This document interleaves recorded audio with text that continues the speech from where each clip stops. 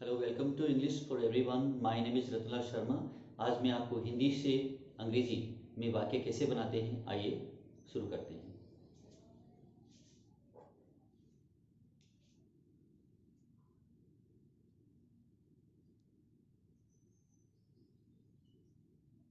Hindi to English.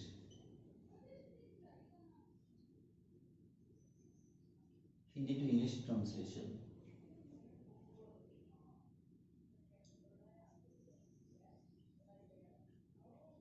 Hindi to English translation, Hindi से अंग्रेजी में।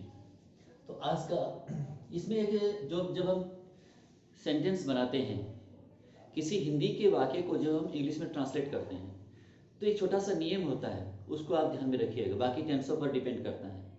नियम ये होता है कि सबसे पहले हम सब्जेक्ट लिखेंगे, उसके बाद में वर्ब लिखेंगे, उसके बाद में ऑब्जेक्ट लिखेंगे। इतने से हो नहीं जाता है सब कुछ, बहुत कुछ बाकी रह जाता है, लेकिन आपका एक नियम फॉलो करना पड़ेगा। किसी भी नियम का फॉलो तो करना ही पड़ता है। तो यहाँ सीखने, भाषा सीखने की बात जहाँ तक है, इसमें आपको सब्जेक्ट वर्ब ऑब्जेक्ट का पालन करना ही पड़ेगा। बाकी अनेक चीज़ों पर डिपेंड करता है। आइए शुरू करते हैं। तो सबसे पहले हमें लिखना पड़ता है सब्जेक्ट। सब्जेक्ट के बाद में लिखना पड़ेगा वर्ब।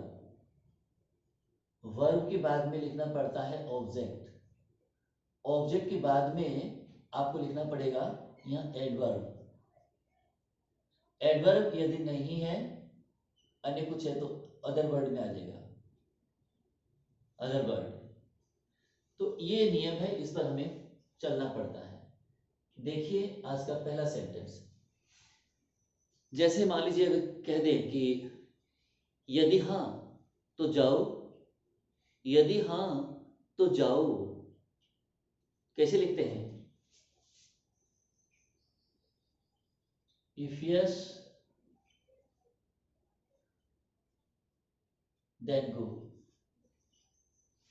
इफ यस यदि हाँ, देन गो तो फिर जाओ। इफ यस देन गो, यदि हाँ तो जाओ, नहीं तो मत जाओ, कैसे लिखते हैं?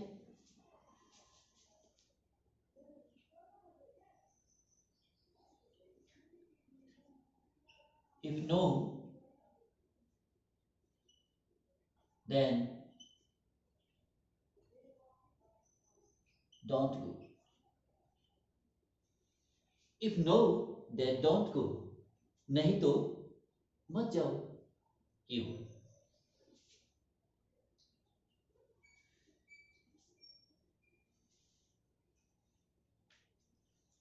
अब जैसे हम लिखते हैं, जैसे कि जब उसे इसकी जानकारी हुई, जब उसे इसकी जानकारी हुई तो वह भड़क उठा।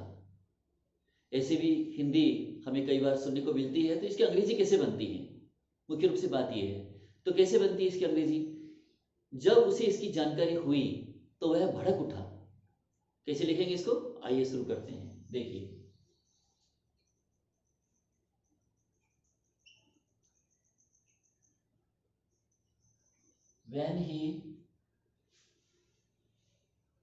when he got,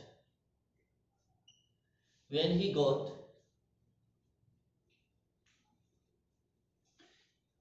या गॉट हम नहीं करें तो एक तरीके से और भी लिखा जाता है, when he came to know,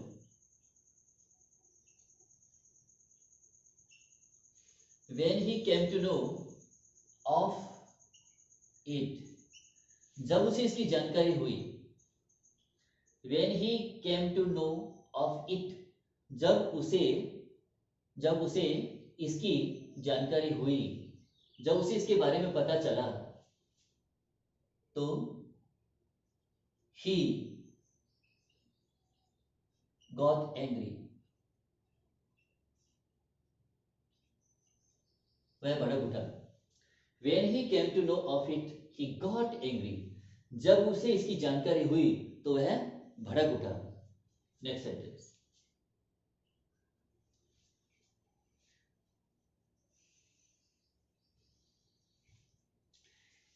जैसे अब यदि हम कहें यह निश्चित रूप से नहीं कहा जा सकता, यह निश्चित रूप से नहीं कहा जा सकता। कैसे लिखेंगे इसको इंग्लिश में? आइए लिखते हैं।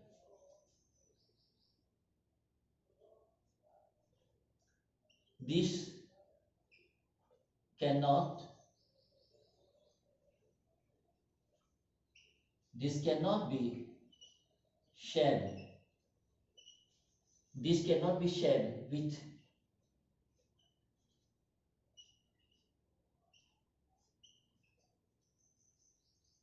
certainty.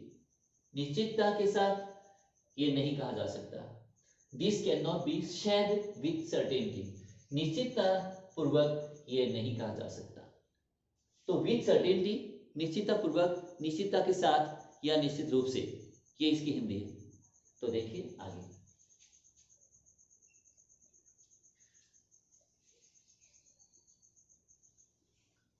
जैसे अब अगर हम अगली हिंदी इस प्रकार अगर हम बनाएं कि यही तो मैं बता रहा हूं, यही मैं बता रहा हूं, यही मैं कह रहा हूं, यही मैं बता रहा हूं। कैसे लिखेंगे इसको अंग्रेजी में? आइए देखिए।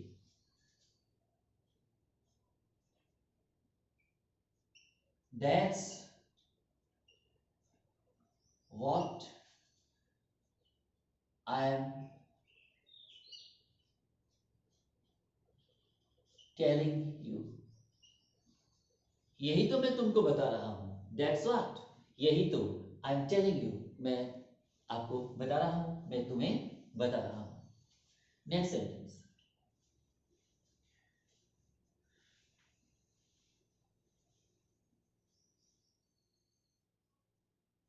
यदि हम लिखें कि कामयाब होने का उसका कोई चांस नहीं था, उसे कोई चांस नहीं था, उसे कोई मौका नहीं था कि वो कामयाब हो। कामयाब होने का, सफल होने का या सफलता प्राप्त करने का उसका कोई चांस नहीं था। कैसे लिखें? आइए लिखते हैं।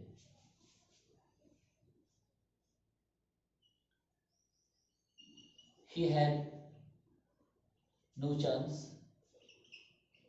He had no chance. उसका कोई अवसर नहीं था, कोई मौका नहीं था क्या होने का? सफल होने का। तो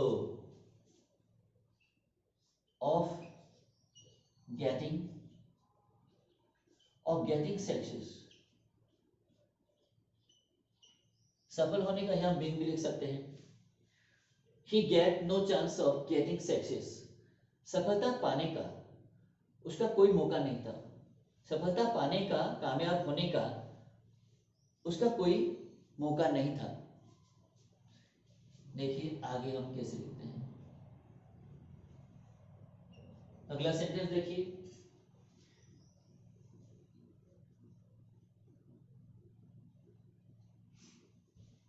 अगर हम लिखें कि वह सभी कार्यकर्ताओं में सबसे श्रेष्ठ था, वह सभी कार्यकर्ताओं में सर्वश्रेष्ठ था। कैसे लिखते हैं? आइए देखिए।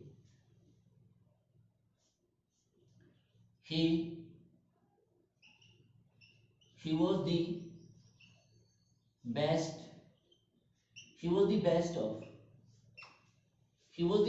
of all the workers, वह सभी कार्यकर्ताओं में सर्वश्रेष्ठ था। He was the best of all the workers. देखिए अब आगे, आज का ये वीडियो काफी आसान होने वाला है सीखने में आपको। देखिए आगे कैसे हम सेंटेंस को लिखते हैं, कैसे इनकी इंग्लिश बनती है, तो इस पर आप गौर कीजिए।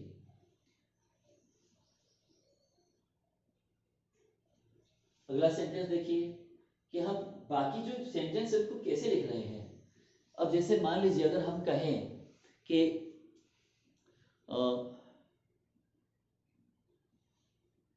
और कौन उसके साथ आ रहा है, उसके साथ और कौन आ रहा है, कैसे लिखेंगे इसको? आइए लिखते हैं।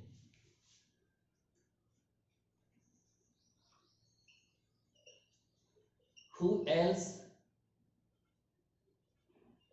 are coming, who else are coming with him, who else are coming with him, उसके साथ और कौन आ रहा है, उसके साथ वह तो आ ही रहा है, वह तो आ ही रहा है। एक तो ये वाला हो गया और साथ में एक और आ रहा है, लेकिन वो व्यक्ति है कौन, ये पूछा जा रहा है कि who else are coming with him, उसके साथ और कौन है आ रहा है। देखिए अगला सेंटेंस कि हम कैसे इनकी इंग्लिश बना रहे हैं, बहुत आसान है ये।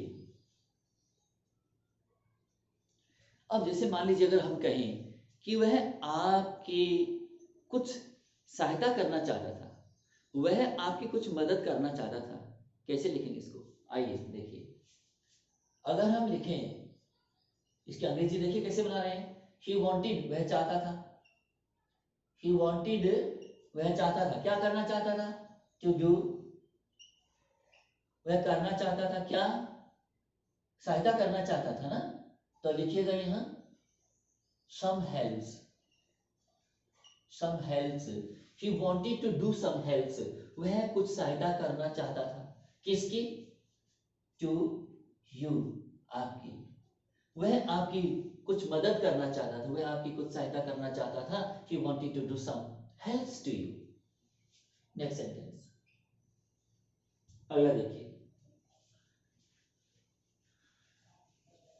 अगर हम कहें इसी को थोड़ा सा घुमा फिरा करके अगर हम कहें कि क्या मैं आपकी कुछ मदद कर सकता हूं, कैसे लिखें,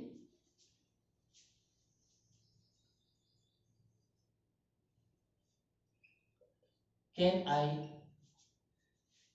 आई डू सम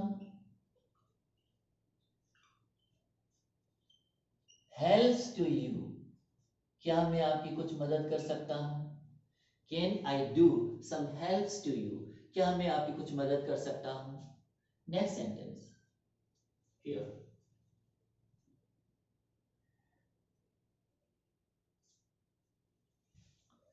अगर अगला सेंटेंस जैसे मान लीजिए अगर हम कहें कि मैं भाप निकलती हुई चाय का एक प्याला पीना चाहता हूं, कैसे लिखें, आइए देखते हैं। आई want to take, I want to take a steaming, I want to take a steaming cup of tea, I want to take a steaming cup of tea, मैं भाप निकलती हुई चाय का एक प्याला पीना चाहता हूं, I want to take a steaming cup of tea। देखिए कितना आसान है बनाना, ये वर्ब के बाद में वर्ब है, आई वॉन्ट मैं चाहता हूँ, क्या चाहता हूँ, ये वैसे तो ये ऑब्जेक्ट है लेकिन यहाँ इंफिनिटिव के रूप में आपको कहा जा सकता है, लेकिन ये क्या का जवाब देने वाला हमेशा ऑब्जेक्ट होता है उसका, क्या या किसको, तो वो वाला ऑब्जेक्ट होता है, बाकी शेष भाग है उसका। तो देखिए आई वॉन्ट टू टेक, मैं पीना चाहता हूँ, टेक में लेना भी होता है, तो लेगा तो पीने के लिए लेगा ना, यहाँ समझने की आवश्यकता है।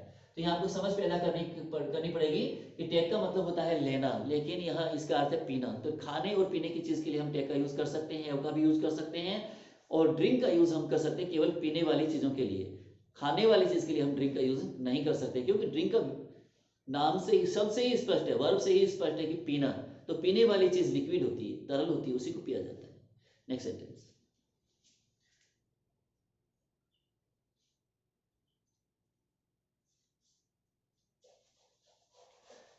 देखिए अगला सेंटेंस, कि आज का वीडियो आपको कितना आसान लग रहा है, कितना अच्छा है, सारे सेंटेंस देखिए, ऐसे वाक्य कभी आपने नहीं सुने होंगे, तो आज आपको इसकी सब की इंग्लिश में आपको बताना चाहता हूँ, सीखिएगा, मन लगा करके सीखिए, धीरे धीरे सब चीज सीखी जाती है, एकदम से नहीं आती। देखिए आगे, अगर हम कहें कि फिलहाल मैं कक्षा ले रहा हूं, फिलहाल मैं कक्षा ले रहा हूं, कैसे लिखें, तो इसमें लिखेंगे I am taking, I am taking class, मैं क्लास ले रहा हूं, I am taking class at the moment, at the moment, फिलहाल मैं कक्षा ले रहा हूं, I am taking class at the moment, फिलहाल मैं कक्षा ले रहा हूं। अगर मान लीजिए हम लिखें इसको थोड़ा सा बदल करके कि उस समय मैं कक्षा ले रहा था, उस समय मैं कक्षा ले रहा था, तो कैसे लिखेंगे? तो ऐसे लिखते हैं, आई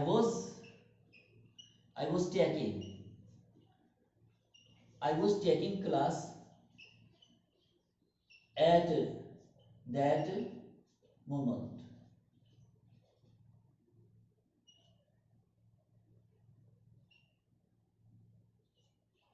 एट दैट मोमेंट, उस समय मैं क्लास ले रहा था, I was taking class at that moment. आगे अगर हम लिखें अगला सेंटेंस देखिए, बहुत अच्छे अच्छे वाक्य हिंदी से, छोटे छोटे वाक्य हैं, बहुत ही आसान है, बोले जाने वाले, दैनिक जीवन में उपयोग में आने वाले सेंटेंस है सब के सब।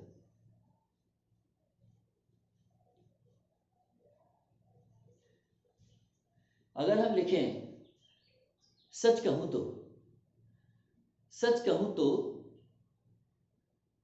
परीक्षा की उसकी तैयारी ठीक नहीं रही है, कैसे लिखेंगे इसको इंग्लिश में? आइए शुरू करते हैं।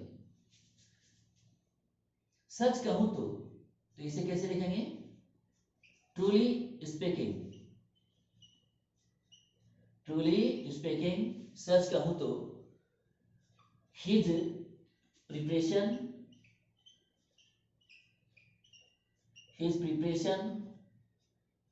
for the examination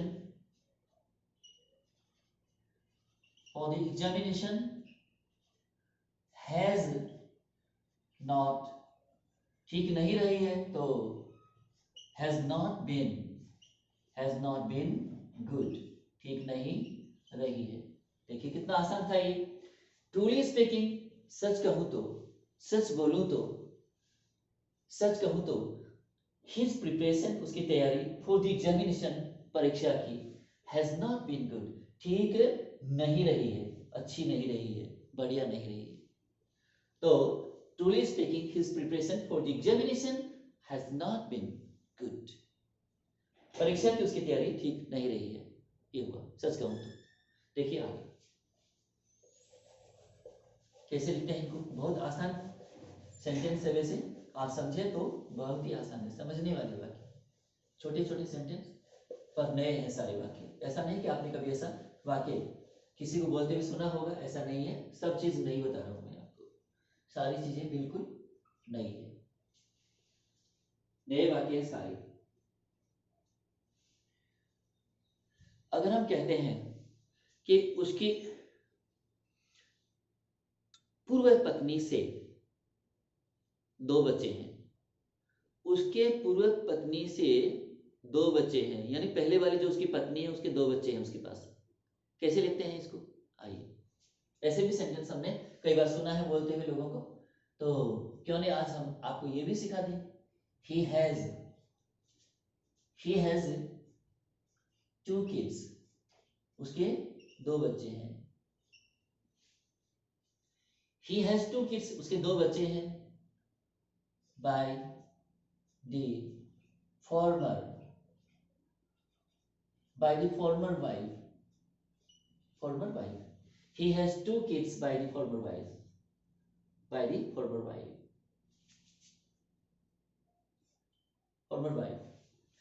पूर्व पत्नी से उसके 2 बच्चे हैं, उसके पास पूर्व पत्नी के 2 बच्चे हैं, पूर्व पत्नी से 2 बच्चे हैं उसके पास, ये हुआ।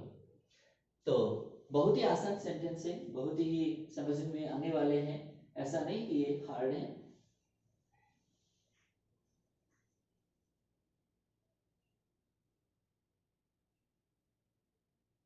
अगर हम लिखें यह तो ऐसा ही है, यह तो ऐसा ही है क्योंकि वह मेरा सौतेला भाई है, यह तो ऐसा ही है वह मेरा सौतेला भाई है, यह तो ऐसा ही है क्योंकि वह मेरा सौतेला भाई है। ऐसे इसकी अंग्रेजी कैसे बनाते हैं, आइए।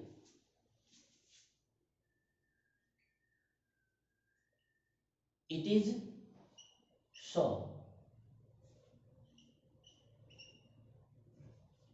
Because, it is so because, यह ऐसा ही है क्योंकि, he is my half brother, वह मेरा सौतेला भाई है। हाफ का मतलब क्या हुआ, सौतेला, ठीक है ना। स्टेप ब्रदर कहते हैं ना सौतेला भाई, ठीक है ना। तो वैसे हमने यहाँ स्टेप नहीं लिखा है, लेकिन यहाँ हाफ लिखा है। हाफ का मतलब ये मत सोचिए आधा भाई, आधा नहीं होता इसका अर्थ, इसका अर्थ होता है सौतेला भाई, ठीक है ना। तो इट इज सो, ये ऐसा ही है, because he is my half brother, क्योंकि वह मेरा सौतेला भाई है। तो आज का ये वीडियो आपको कैसा लगा, अधिक से अधिक लाइक कीजिएगा, शेयर कीजिएगा वीडियो को।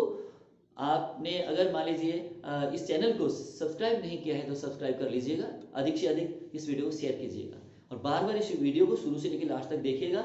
हर एक वाक्य को बार बार पढ़िएगा, समझिएगा, तो आपको हर एक बार नई चीज़ें समझ में आएगी। एक बार से कोई चीज़ कंप्लीट नहीं होती है, बार बार इसको अध्ययन में लेओगे तभी अभ्यास से ही कोई चीज़ आगे बढ़ती है। तो आज के लिए बस इतना ही। Thank you so much for watching this video. Bye bye.